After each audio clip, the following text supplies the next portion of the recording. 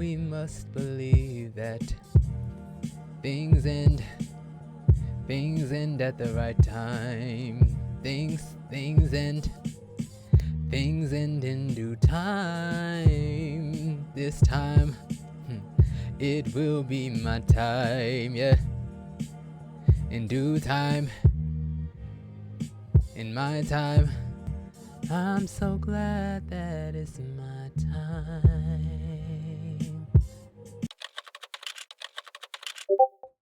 I get to be me, and there's not gonna be any if, ands, buts, no debates about it.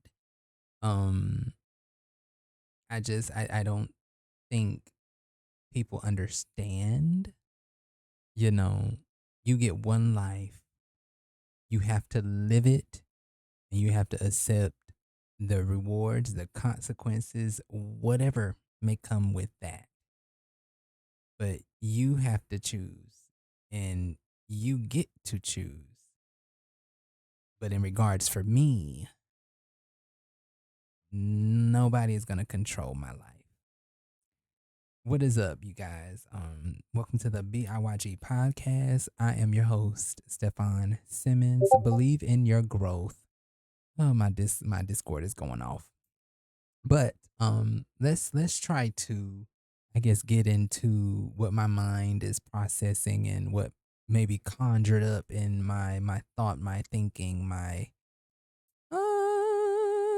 state. I don't know, my state, my flow state, if it's there, if it might be there. But I you genuinely do this existing thing one time. Now, granted, I believe that there will be a new heaven and a new earth, you know. But as far as this trial period, this walk, you get it once. I believe that, right? And I don't care who you are. You got to choose to live it fully, right? Aspire to go to your grave withholding nothing. Like, you have released everything, did everything you possibly could, even what was a failure, at least you attempted. Even, the fact of dreaming and thinking and wanting, you did all of that, right? Whether it came to fruition or not, you made an effort. And then the things that succeeded because you tried, and the things that came your way simply because you just enjoyed your life. But that's kind of, I wouldn't say abstract to what I'm talking about. It kind of is though. But going back to what I said in the beginning, I get to live my life and I get to choose who I'm going to be. And I'm not going to let anyone dictate or give me ultimatums. Now, granted, in me choosing who I get to be and who I want to be, people also get to decide whether or not they want to partake of that. And that's okay. I'm not going to be mad at you. I've grown, and I think there comes a time when you get to a certain age where if you haven't experienced it a lot, you still naturally just begin. Well, some people don't actually, so I can't say naturally, but maybe it is because of the accumulation of my moments, the things that I went through that has allowed me to build the muscle. And even I do also accredit it to the fact of spending time with God, that it's like you begin to know, you begin to understand, and you begin to, how do you say, place your trust in a higher place, in something that it's like, okay, whether this works out, I'm gonna be fine. I'm gonna steward it the best way I can. I'm gonna do what I can to preserve it. But if it doesn't work out, that's okay. I did my part. Um, and I think genuinely doing your part, not haphazardly or whatever. You got to fully do what you can. And if it doesn't work out, it doesn't work out. But going back to it again, with you getting to decide what you're gonna do, people get to decide what they're going to do. Right? It is not just a one sided thing. There will be reward and there will be consequences for our actions. But that comes back to you being responsible and being accountable for what you did. Um, yeah, and I don't want anyone to live their life in bondage, you know, afraid of being alone, afraid of what people are going to think or say, you know, living in reactively rather than proactively. Um, I just, I don't want that for anyone, you know. Um, but I will say I'm a little perturbed. I don't know if that's how you say that word, but you know, it's funny to me though, um, how people. It's like when they can't sometimes when people or other individuals cannot seemingly manipulate or manipulate is a strong word, but I don't know. It's like it's their way or the highway, and you're supposed to just abide, like obey, you know, their instruction, their way, you know, and it's like, hold on, because I don't like that. I don't like that, and I don't want that, and that's okay. But if that means I don't get to have you because of it, then fine, fine. I mean, it sucks, but again, going back to it, the moment the experiences, you just end up building the muscle of okay, depending on whatever the situation is, because different categories in different areas require a different response and they don't always hit the same and they don't always I don't think it's I was going to say numb you, but I don't think it's numbing.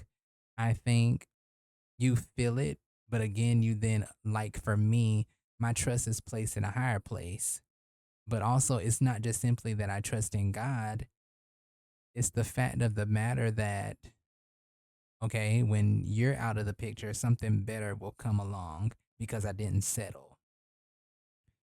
Um I mean, and that with anything, like I personally don't believe that. How could you say it? How could you say this? I don't know. When something doesn't work out or one thing ends, that it's just gonna close that area of your life forever. I don't believe that. Some people they try to close themselves off because of heartbreak and certain nuances and things of that nature. But I mean, in that particular aspect, you know, I always know that love or whatever or something will always be available if I'm available, right? It's just a matter of am I willing to love again, you know? In terms of friendship, you know, are you making yourself available to be friendly? Are you being a friend? Are you and granted you can be a friend, you can be friendly to people who are not friendly toward you and you can aspire to be a friend to people who don't want to be your friend, but why would you want to don't stop being friendly, but why would you want to waste that time pursuing someone who and I also know in this sometimes you don't intentionally waste your time. There are people who mislead, they deceive, they don't want to be honest, which is another realm. I mean, it's darkness. It's really darkness. Even the simple fact of not being honest about not wanting friendship is deception. But that's a whole nother thing. But going back, um, I don't know. You just you get to choose. You get to choose, and even the risk that you take in this life, you get to choose. And again, with those risks, every day is a risk. Every day is a faith-driven thing. You know, whether we analyze it in depth or not, every move we make is one made in faith because you could wake up and not be able to stand up, but you get out of bed, move your legs, hoping that, or knowing, believing that your legs work because they said they worked yesterday, or you know, whatever thing you can imagine. You get in your car. This is a common thing. You get in your car because it worked yesterday. You have faith that it's going to work today. Or, there's just these experiences and these patterns that are like, okay, you just naturally begin to trust. But I mean, for me, I don't even know why I went down that. I, I choose to have faith, and I choose to know that there are good people in this world, and I choose to pursue those who will pursue me. Um, Reciprocity. I choose to understand, the hard thing. I choose to digest the hard thing. I choose to express myself. I choose to understand, receive others. I choose to correct myself. I choose to correct others. I choose a lot of things, but one thing about it, I choose me. I love me, and I want others to do the same. I want us to really genuinely be honest. And I know that, like, in this day and age, it's getting very difficult or challenging dealing with different kinds of people, because it's I don't I when I think about this, I don't want us to be robotic. I don't want everyone to be the same. But I feel like people are making it more complicated than it necessarily needs to be. And maybe this is um ignorant to think or feel this way, kind of. But like, I just feel like it's not hard to love other people. It's not hard to love. And granted, we can hate evil, and that's a whole conversation in itself, because people these days want to make it like evil doesn't exist and evil is this construct made up by men. But when you look at a rapist, you know what evil is. But yet when you look at someone who steals, you don't want to, and maybe they're stealing even to feed their family, even though granted that is a more justifiable evil, you still don't want to call it evil. But that, just because it's justifiable doesn't mean that it's not evil. And so, I mean, that's a whole nother thing in itself. But, you know, I don't forgot why I went down that road. But I mean, I I love me, and I want other people to love themselves as well. And choose the best thing for you without um being so self-centered. Like, there's a complete and utter balance to where being yourself should add value to other people, right?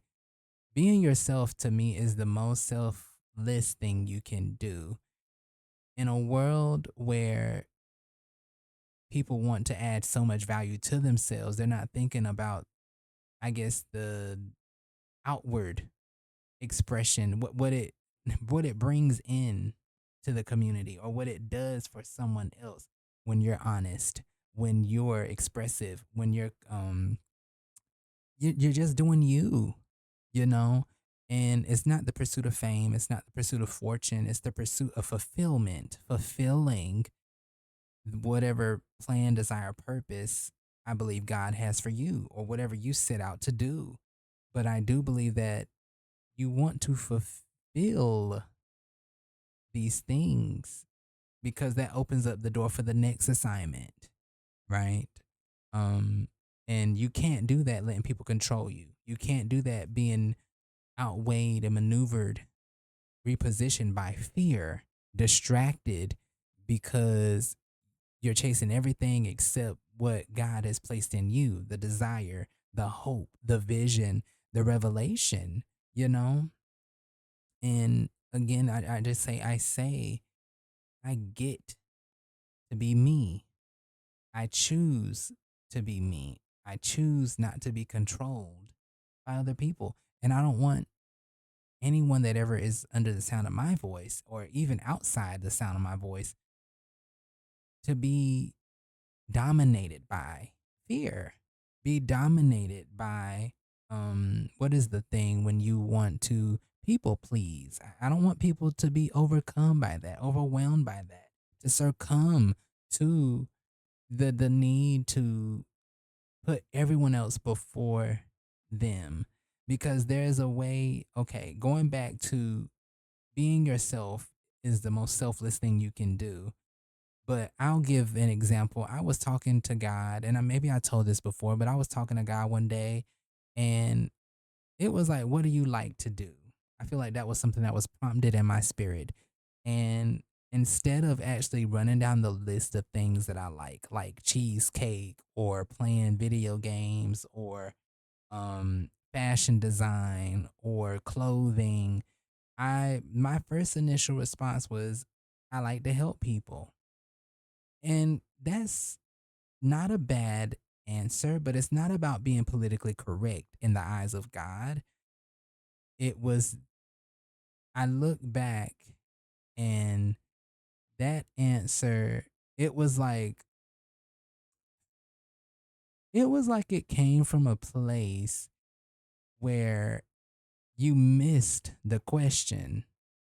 Because one thing I'll say this, I do like to help people, but what do you like to do? What do you like? What, you know, I don't know. I feel like that should not have been such a hard thing, you know, for me to grasp.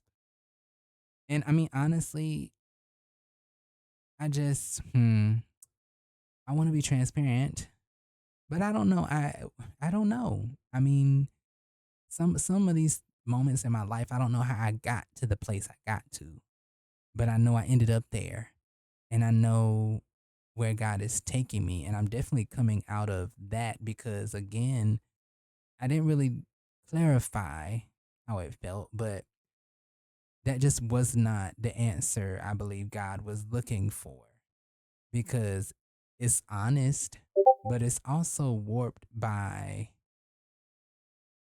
it's like, yes, you like helping people, but that's not necessarily what I don't I don't know. That's such a strange thing because I don't want to put words in God's mouth, but I also know it's like God, I believe, wants to know what you like and what is actually interesting to you, what is desirable for you.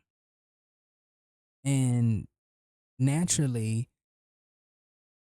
a lot of the things, the desires that he places in your heart, it's never simply to serve you, serve yourself, be only a benefit and a blessing unto you.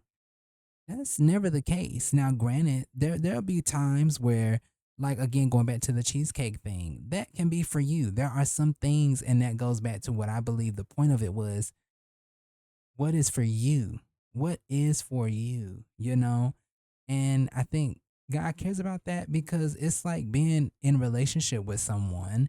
You want to know what are their interests, what are they passionate about, what actually matters to them. And again, that's why I guess I'm kind of like a little shaky when it comes to saying that because helping people does matter to me. But I think that is a byproduct of who I am. And so when you get to who I am, that is, I guess, like culmination of the attributes, the skills, um the design, the makeup of what God put in me and the desires, the dreams, the aspirations. That to me, like that's who I, okay, how do I say that? Because I am a child of God and my identity is in Christ, but that doesn't change my personality. I have an individuality that God cares about. And so we go to that, and it's like, again, the whole premise of this, you're not going to control me because I'm one of a kind, but yet we're all the same. We're all alike, but yet there is this specific thing God decided he wanted to do when he created me. And same for you. And I want all of us to understand that you have something important within you, something potent, something valuable, remarkable within you. And it would be a shame to live this life letting other people dictate what came out of you or what you could and couldn't do, what was possible for you. And so, you know, I don't really know if I got the clear picture of that, but I do think your life should not be self centered, but it should be you being the best version of you. And there comes a balance. There comes a balance to that. But it's like, in you being, you love, let's say you love knitting, and you pursuing and choosing to knit. Maybe you knit someone one of the best sweaters that they've ever had in their lifetime.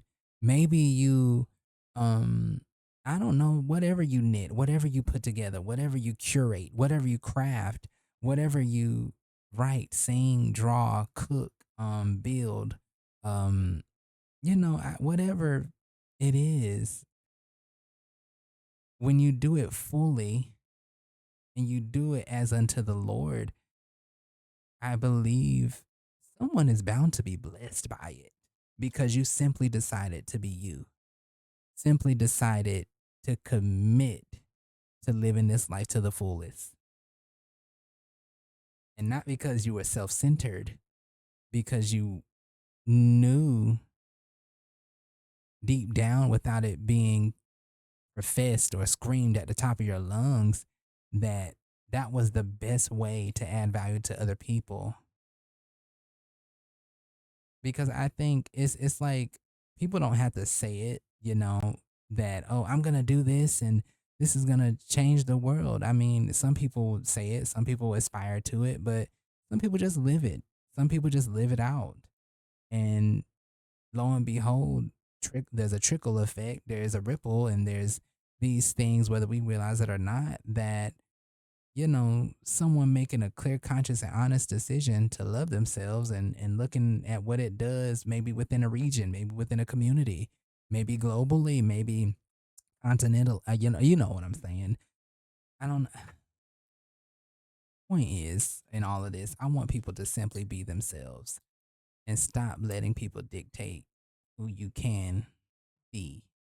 Now, granted, there was a quote that I said to someone, do all that you can do. And I can't remember exactly, but they were basically, they're in a place in life where they're trying everything. And I encourage that, you know, we only get one you, try everything that you can, but remember in all of that, be yourself.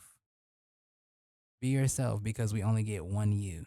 You only get one life, so do it all, but we only get one you. So be be yourself because there's a lot of people who they get lost in the sauce. They get lost in these things and they lose them. They start like a players club and maybe this is not the route I want to go, but Diamond said to her cousin, "Make the money. Don't let the money make you." And so even in that, like we can go outside of that aspect. You have people, they'll watch people and they want to adopt their personality, right? They'll aspire, really covet, you know, the way a person's lifestyle is, or really, you can covet someone's personality. I think you can be so insecure and so, whether you, I think, say it or not, disgusted by how you are, who you are, that you try to go and assimilate or even morph into something else, erasing, self erasure, abandoning, rejecting who you are. For what? For what? What is the point of it? What is the point of it? I mean, I understand the point. They're trying to achieve something, most of them when they do that. But you are enough. You are more than enough, really. But somewhere along the lines, maybe, I don't know, you convinced that in order to get this, again, covetousness, really, in order to get this certain thing, you needed to be this certain way. Now, granted, there's nuance to that because even now, I'm in a space where I'm praying to God and I'm like, Lord, I need zeal. I need this. And I've started to realize the zeal and the favor and the grace for certain things comes when you're doing what is aligned, what is right, what is the will for your life, the will for the moment, what God is bringing you to do. And so oftentimes some people you can force discipline, you know. That doesn't mean it's faithful. You can force yourself to be disciplined and to be consistent, but that don't make it faithful. That just means you're doing something. You're preoccupied, but you're not occupied. You're distracted, but you're not busy with good work, right? I don't want anyone to be distracted. Don't be distracted. Be fulfilled. Fulfill what God has in your heart to do. Don't run around here trying to chase, smoke and vapor, things that here today, gone tomorrow. And when you look at it, none of it will matter in the end. But that's another conversation. Be yourself. Be yourself. Be yourself. Be yourself. I want to honestly be transparent as to why this came about. But at the same time, it's like, Lord, I thank you for the switch or I don't, it being delivered in a different way. Um, because the message could have been more hostile, but in the end, you know, that I think that's a part of my development and the encounters that I've had also. You know, you learn to not bleed over everyone, but it's like it just becomes something that can be liquid fertilizer, liquid nutrition, you know. Because some things granular, it sits a little and it does a little over time. But the liquid fertilizer is supposed to work a little bit quicker and faster instantly, right? But I wanted to express myself, but I'm glad that did not. And I don't know, I had to go back and listen to it, but I'm just grateful, even as I'm speaking now, that it came off more encouraging rather than hmm, mad, angry, you know? Um, but again, I say this because I have to be the example. I have to live these experiences. And again, I'm gonna be me. I am going to be me. I am gonna accept the repercussions of being me, the reward, the risk of being me. I accept the terms and the agreement. you know, um, again, that's gonna close some doors, open some doors, cause a lot of these things to transpire that maybe are favorable, maybe are not. But in the end, as long as my heart is right, as long as God is on my side, I have nothing to worry about. Some people will come, some people will go. Some opportunities will rise up and some will fade and fall and come to nothing, ruins. But in the end, you know, I will not let any of that dictate who I become and what I am because I have an individuality, I have a personality, and the way that I am there's a reason behind it. If I'm willing to dig deep and ask God, okay, what does this say about me? Why do I respond this way? Is there a complete opposite side of the spectrum that you know, paints a better picture or says something greater about the potential within me. I like to say this. I used to say this a while back. It was pertaining to, how a thief has the greatest potential to be, you know, an amazing philanthropist. I think there's always two sides of the scale, and it's just a matter of what are you willing not to feed. I'm trying to think of the word, but like what are you willing to give into, I guess, you know?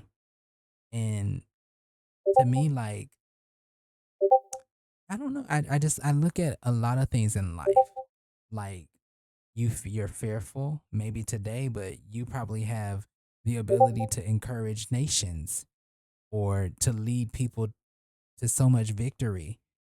But yet you were a person who dealt with fear, or you were a person who dealt with this, or you were a person, and I believe the capacity and the potential is so much greater than a lot of times we realize.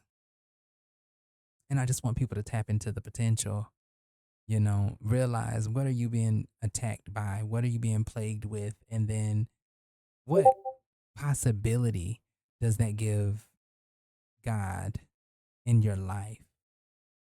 And I don't know if I said that right, but there's so much of possibility, and I know that that right there, even that alone is the gift of faith, just a simple being able to believe God to do anything, you know.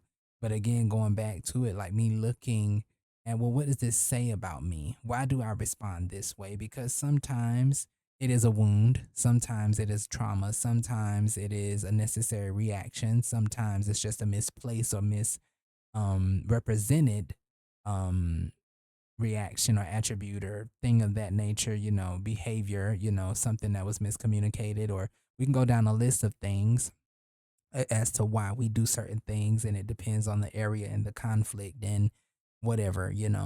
But there are a lot of things where it's like, even like, let's say, and this is not an example that fits in everything, but let's say you have a troubled child, and maybe that child is troubled because they just don't fit in that environment, and they don't know yet about expressing themselves, or they don't know about certain language to communicate or even speak or even draw, write, or doing things in order to hmm get that energy out of them. And I'm not saying that's an excuse to act crazy and act belligerent and be bad, not have no home training. But there's always like, what is God potentially storing up within a person that is being misapplicated or like misapplied right now, and I don't know. I know that's probably a whole nother conversation because I don't really know what I'm talking about. So I need to get back to what I know. But you get one life. Don't let nobody control or dictate what is possible for you or what is possible for God. Again, God cares about what you like. God cares about what you desire. God just wants you to submit it, I believe. You know, you don't have to do this life alone. You don't have to carry all of it on your own. That's another thing that I've been dealing with lately too. Um, Realizing how overwhelmed I am because, and a lot of this stuff is my responsibility.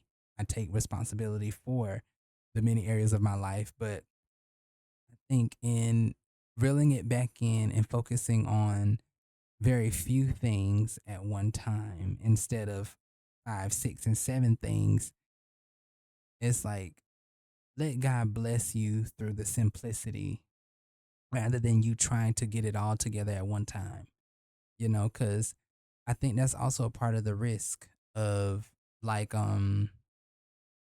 existing. You're gonna have to choose between some things, sadly. Like, and it comes down to faithfully living your life, right? Somebody may have to choose between family or work, but you have to choose well, because like I'm watching half and half, And there's an episode in particular that I'm thinking of where Phyllis, the mother, she is with oh Lord. The dad calls him Chester, but that's not his real name. But she's with his father, and the man is wanting to go to work so that he can actually buy her nice things and get her this diamond necklace, I think. And so she's mad at him because they moved in together, and so because she's older, that's her excuse for shacking.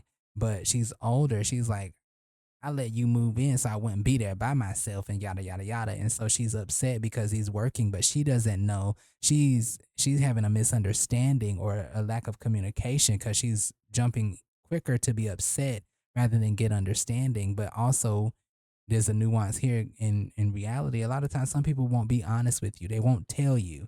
So that does also build up to the frustration. But going back to the point, she doesn't know that he's doing this to please her.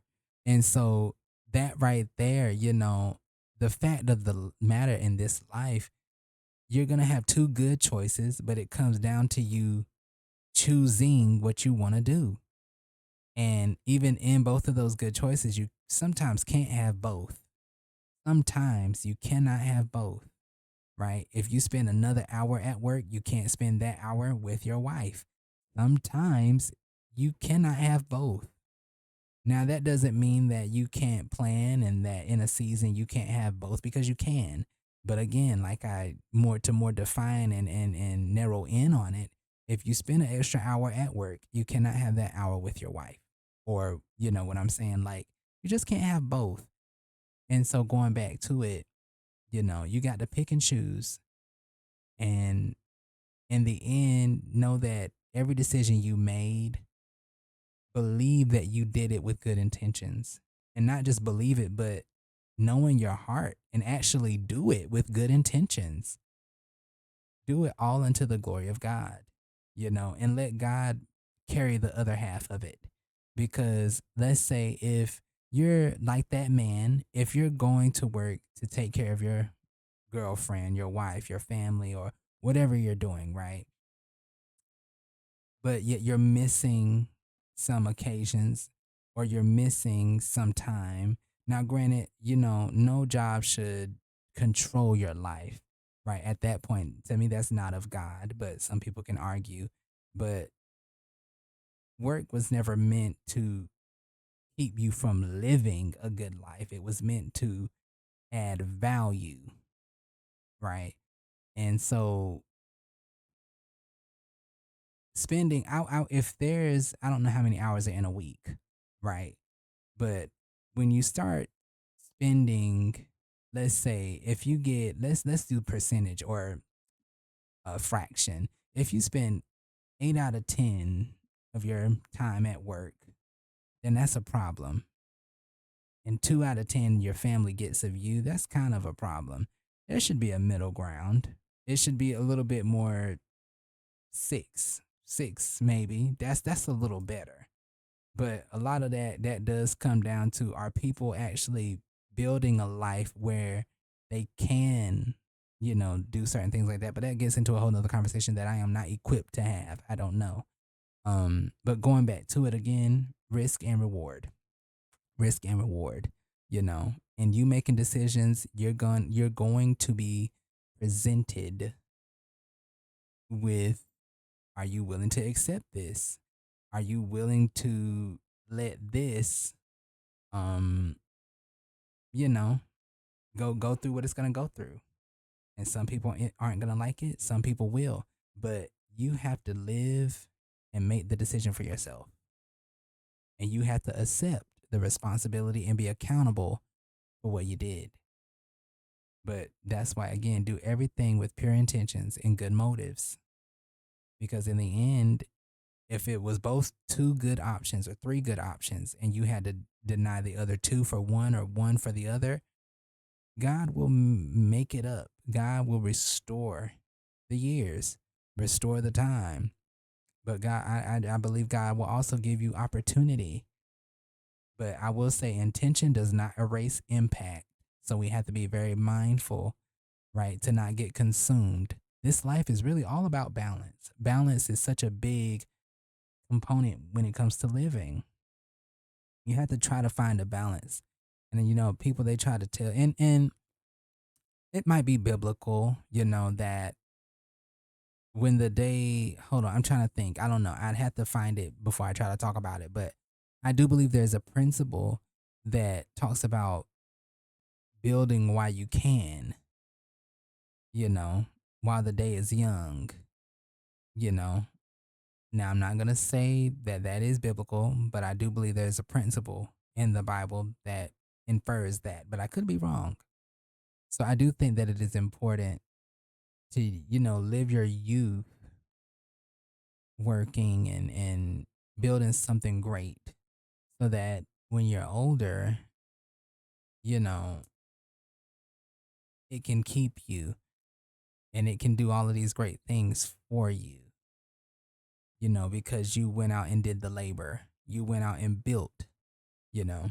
But that's a whole nother conversation. So either way, I'm just be yourself. I'm also beginning to believe and understand that my steps are ordered. I love God. I know God loves me. I hope you feel the same way. Your steps are ordered. You want to serve God, your steps are ordered. You want to believe God, your steps are ordered. You want to pursue God, your steps are ordered. You want to mm, whatever it is that you do and you have God in mind. I believe you made him his refuge, your refuge. Your steps are ordered, you know. And so you got to believe and just trust that some of the desires and the intentions and the decisions that you pursue are, are God. I don't want to say all of them because we do have fleshly things, but that's why it is important to test every spirit, test everything. Be willing to lay it on the altar before God and let God know of your idea, of your thought. There's the thoughts that we know are wicked. There's the thoughts that we don't know. And so the wicked ones you lay down anyway because you know they're not of God. But the ones that don't really have a defined line, like you could be presented again going back to the do I work these extra hours so I can get my girlfriend this necklace or do I spend time with her because, she wants me there, you know? And I do also want to say this. Sometimes we try to do things because we feel like it's considerate, but the best way to consider someone is to give them what they're asking for. Now, not all the time, but sometimes it is that simple. Sometimes you got to stop going out of your way to do these gestures and do these things that people didn't ask for. Simply just give them what they want. Give them what they want, you know? Now you can't do that all the time because sometimes people want ridiculous things. But um within respect of reality and respect of, you know, the circumstance or whatever is necessary, give them what they want. Give them what they want. I would use this analogy because Jill Scott, she was in an interview, and as many, I don't know how many, no, she was just in an interview at the beginning of the year, and she was giving the story of how her child, didn't want her to go and perform. And so what she did, she did I think this is amazing as I look back at what it means to be a godly parent, even though I'm not saying she's a godly woman. Um, but this is what it means to teach, lead, guide. A parent's job is not just to raise a child. If you raise them, but you don't teach them, you don't instill them, you don't ground them in something, but yet you're relying on the education system too, or you're relying on these other systems too, you're missing the point and you're not stewarding well. And so in a moment like this, what she did, okay, he didn't want her to go. So now she can afford to do this, right? So she stayed. Now, and I think a lot of people can afford to do this, but it's just a matter of will you do it? And are you going to be adamant about teaching the lesson, right? So, and are you crafty? Are you wise enough to teach the lesson? But this is what she did. She stayed. I think it took her one day to convince him that if she didn't go to work, he wouldn't have the food, he wouldn't have the electricity, he wouldn't have the games, he wouldn't have any of these things if she didn't go out there and do what needed to be done so that she could love him properly, right? She turned off the electricity. And so she was like, "Well, let's go make a sandwich." And so she began to make a sandwich, and I think I might tell the story wrong, but somewhere somehow, the stove or something needed to be used. And so because I think that's how he likes his bread, toasted or whatever. And if not, then just go along with it. It makes sense.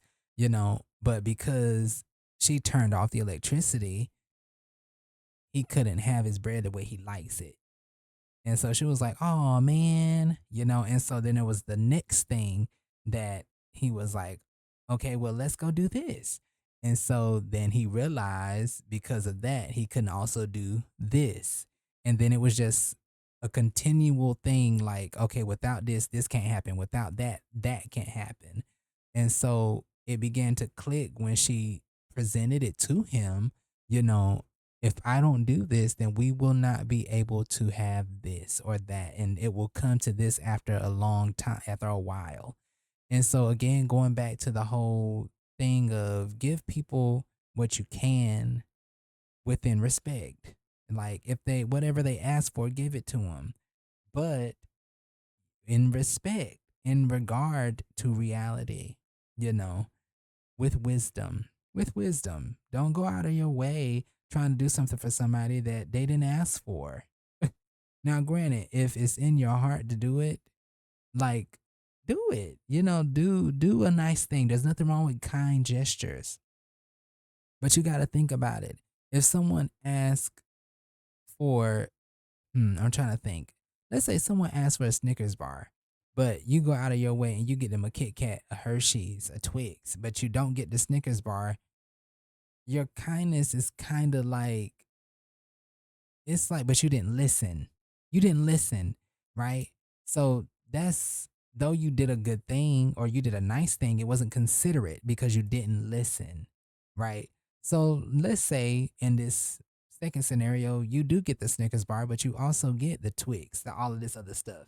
That's additional and they should be grateful because you went and got what they wanted, but you still did the extra thing, right? Even though we could say the better thing would be to get, instead of the other candies, get 4 Snickers bars or whatever. You know what I'm saying? Like, I mean, I don't know, but maybe it's just, I'm just, be intentional. Be, hmm, I don't know. I'm just rambling at this point, and I'm rambling too long because it's almost been 50 minutes. But I don't know. I just, going back to it, you got to make decisions. You get one life. And in those decisions, you're going to have to pay some prices. And sometimes, yes, again, that means some people going to leave you. That means some people going to be upset with you. That means some things are going to come to nothing and some things are going to flourish. But you have to decide and you have to be confident, that in the end, you did all that you can do and you did it with pure intentions and pure motives. And so remember to stay positive. Keep that with you, spread it wherever you go. My name is Stefan. If you didn't know, with all that being said, love yourselves, and love others. Later. Love you, mean it.